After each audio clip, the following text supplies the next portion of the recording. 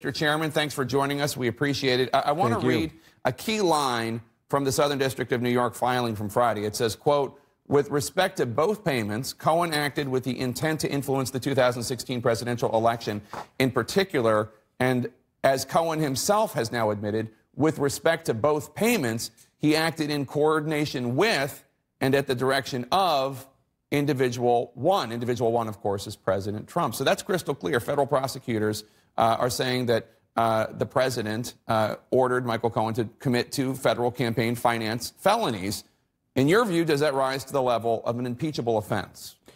Well, I think what these indictments and filings show is that the president was at the center of a massive fraud, several massive frauds against the American people.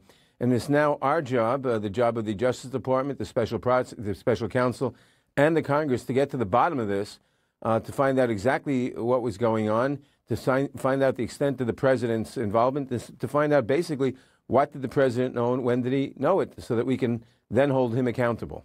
If it is proven that the president directed or coordinated with Cohen to commit these felonies, if it's proven, and I understand it has not yet been, it's been alleged by the prosecutors, but it has not been proven. If it's proven, are those impeachable offenses?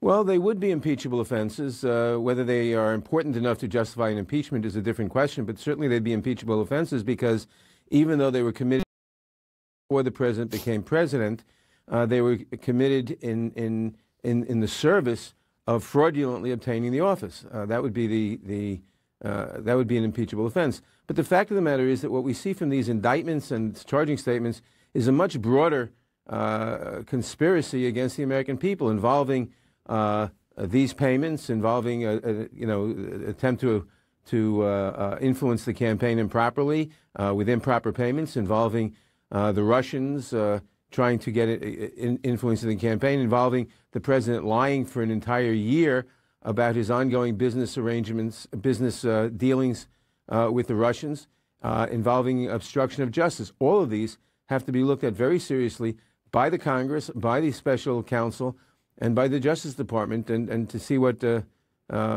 actions we should then take. And what is clear also is that the Republican Congress absolutely tried to shield the president.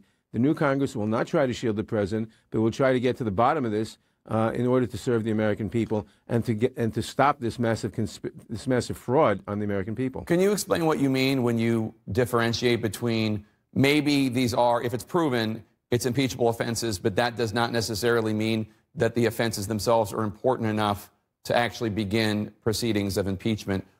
There seems to be a difference there in your view. Why? It's not necessarily a difference, but it's simply two different considerations. You don't necessarily launch an impeachment against the president because he committed an impeachable offense.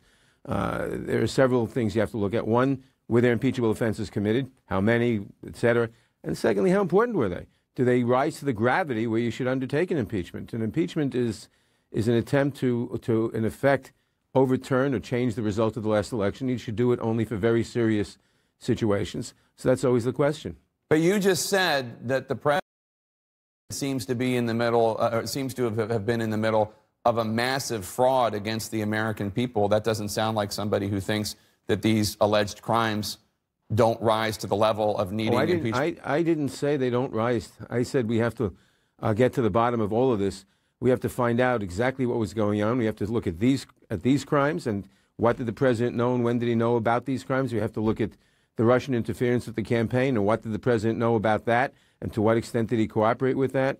If he did, we have to look at his business dealings and his lying about that. We have to look at the fact that he surrounded himself with crooks. His campaign manager, his deputy campaign manager, his national security advisor, all of them, and a bunch of other people, they all were meeting with the Russians. They all expressed interest in meeting again. None of them reported it to the proper authorities. They've all been indicted for one crime or another. The president created his own swamp and brought it to the White House. These are all very serious things, and we have to get to the bottom of this, find out what all the facts are, we and the special counsel, and then make decisions. You've said you're considering legislation that would pause the statutes of limitations for any crimes a president might commit while he's in office. The current Justice Department guidelines are that a sitting president although they're in dispute, but whether or not they say suggesting that the current president cannot be indicted.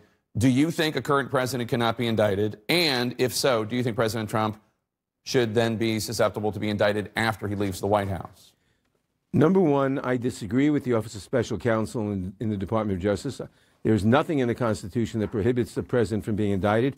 And I think it's very important that, this country originated in a rebellion against the English king. We did not seek to create another king. Nobody, not the president, not anybody else, can be above the law. And there's no reason to think that the president should not be indicted. The reason given by the Office of Legal Counsel is that it would take up too much of his time. He couldn't do his job. But, the Constitution specifically allows an impeachment. That certainly takes up a lot of time for the president. So I don't agree that a president can't be indicted.